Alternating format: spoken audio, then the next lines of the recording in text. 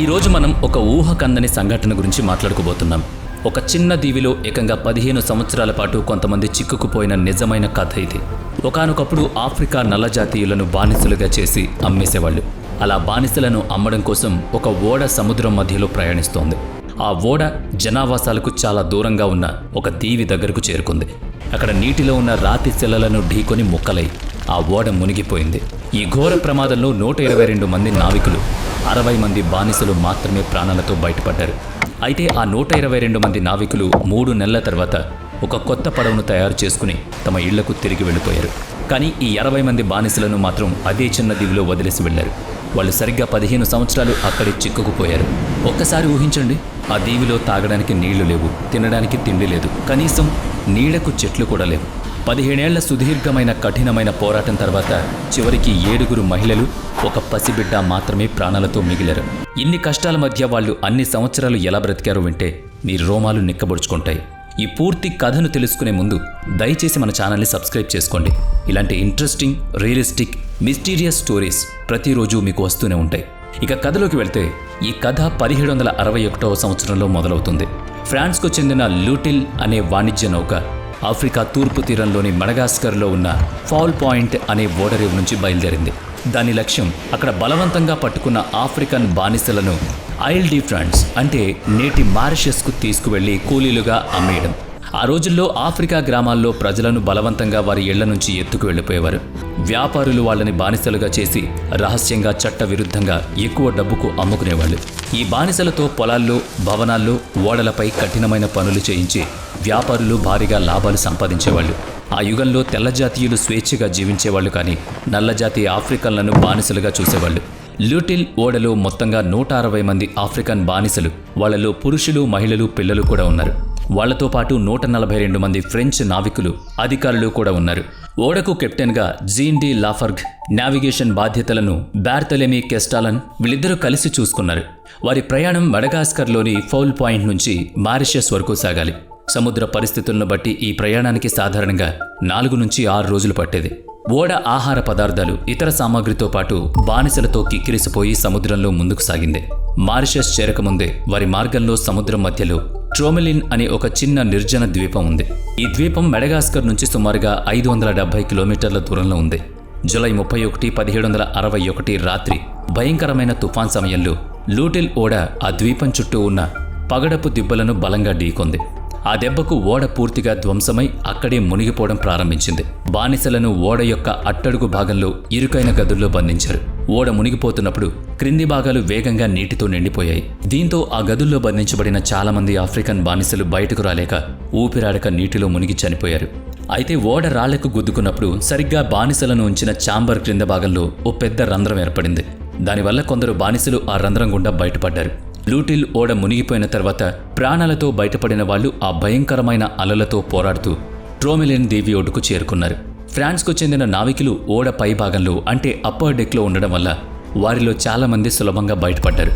అదే సమయంలో ఓడ కింది భాగంలో బంధించబడిన బానిసల్లో కొందరు ఓడకు పడిన పెద్ద రంధ్రం ద్వారా బయటకు వచ్చి ప్రాణాలు కాపాడుకున్నారు.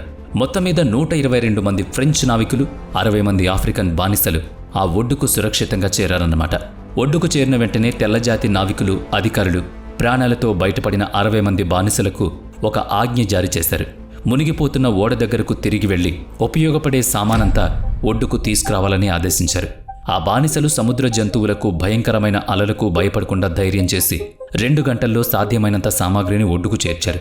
కానీ వాళ్ళు చేరిన ఆ ట్రోమెలిన్ దీవి ఎలాంటిది? ఇది నిజానికి ఒక చిన్న చదునైన నిర్జన ప్రదేశం. దీని పొడవు సుమారుగా 1.7 కిలోమీటర్లు, వెడల్పు 700 మీటర్లు మాత్రమే. చుట్టూ చెట్లు చాలా తక్కువ, మంచినీటి వనరులు దాదాపు లేనేలేవు.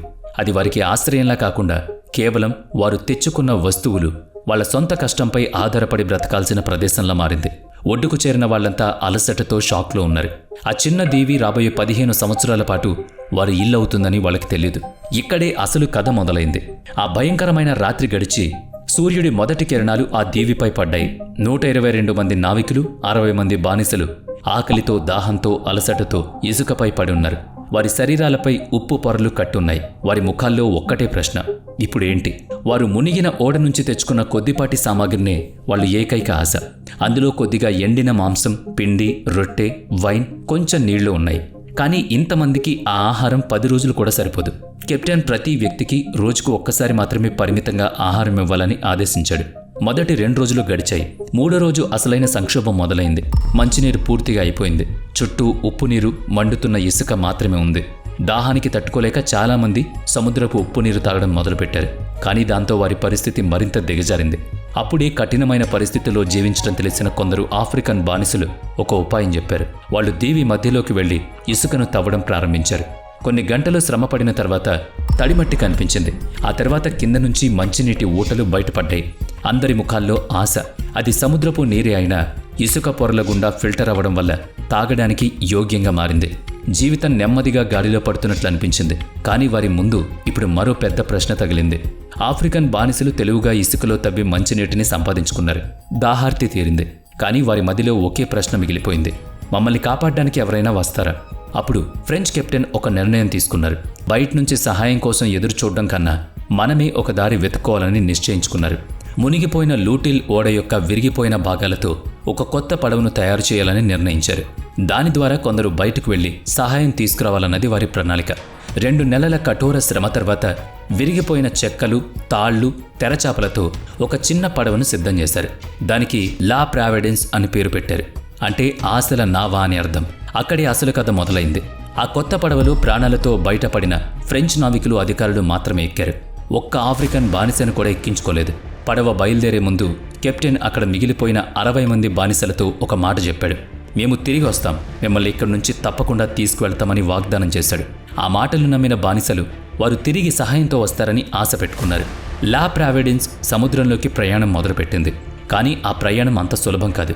ఎగిసిపడే అలలు, భయంకరమైన తుఫాన్లతో 4 రోజులు పోరాడిన తర్వాత వారు మెడగాస్కర్ తీరానికి చేరుకున్నారు. కానీ తీరానికి చేరకముందే పడవలో అంటువ్యాధులు వ్యాపించాయి. చాలామంది నావికులు చనిపోయారు. చివరికి మిగిలిన కొందరు మెడగాస్కర్ చేరుకుని అక్కడ గవర్నర్కు జరిగిందంతా వివరించారు.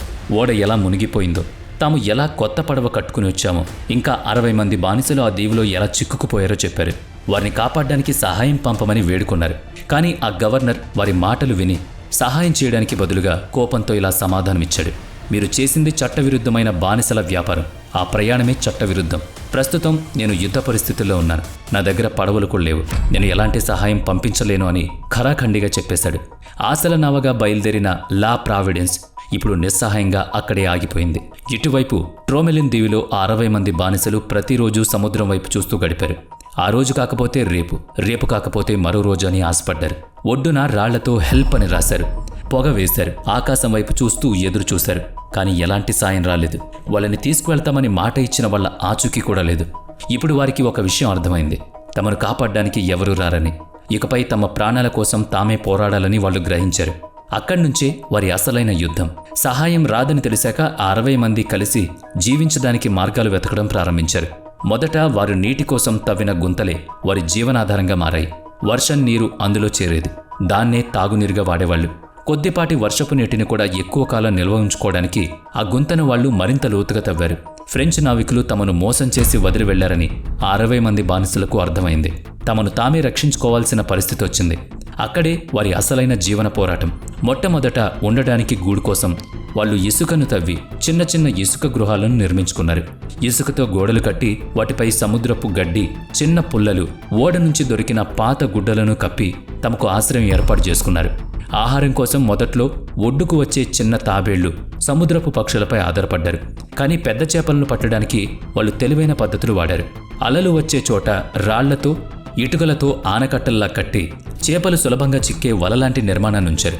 తాబేలు మాంసం ముక్కలను, రక్తాన్ని ఎరగా వేసి చేపలను ఆకర్షించారు. పట్టుకున్న చేపలను ఎండబెట్టి భవిష్యత్తు కోసం నిల్వ చేసుకున్నారు. అదే వారి ప్రధాన ఆహారంగా మారింది. నీటిని కాపాడుకోవడం వారి మొదటి ప్రాధాన్యత. వాళ్ళు తవ్విన నీటి గుంతపై ఎప్పుడూ పైకప్పుంచి దొరికిన చిన్న చిన్న పాత్రలో నీటిని జాగ్రత్తగా నిల్వ చేసుకున్నారు. వారు ఒక కఠినమైన నియమాన్ని పెట్టుకున్నారు. ప్రతి ఉదయం, సాయంత్రం ఒక వ్యక్తి ఒడ్డున నిలబడి సహాయం కోసం ఏదైనా ఓడ వస్తుందేమోనని కాపలా కాయాలి. పనులు కూడా పంచుకున్నారు.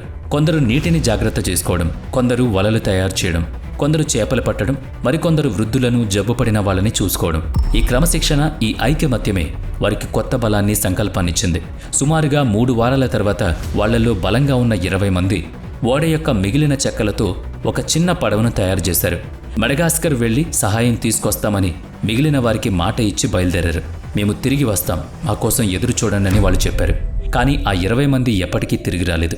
వాళ్ళని ఏ తుఫాన్ కబలించిందో, సముద్రంలో ఎక్కడ చిక్కుకుపోయారో ఈ రోజుకి తెలీదు. నెలలు గడిచాయి, సంవత్సరాలు గడిచాయి. దీవిలో మిగిలిన వాళ్ళు ఆ 20 మంది కోసం 3 ఏళ్ల పాటు ఎదురుచూశారు. ఈ సుదీర్ఘ కాలంలో ఆకలికి, బలహీనతకు, అనారోగ్యానికి చాలామంది చనిపోయారు. ప్రాణాలతో ఉన్నవాళ్లు తమ ఇసుక ఇళ్లను, చేపల వలలను మరమ్మతులు చేసుకుంటూ జీవించారు. చనిపోయిన తమ వారిని ఇసుకలోనే ఖననం చేసి చిన్న చిన్న గుర్తులు పెట్టి వాళ్ళని స్మరించుకున్నారు. మరోవైపు మెడగాస్కర్ చేరిన ఫ్రెంచ్ నావికుల్లో ఒకరు దీవిలో చిక్కుకున్న బానిసల గురించి అధికారులకు ఏళ్లపాటు ఉత్తరాలు, సందేశాలు పంపుతూనే ఉన్నారు.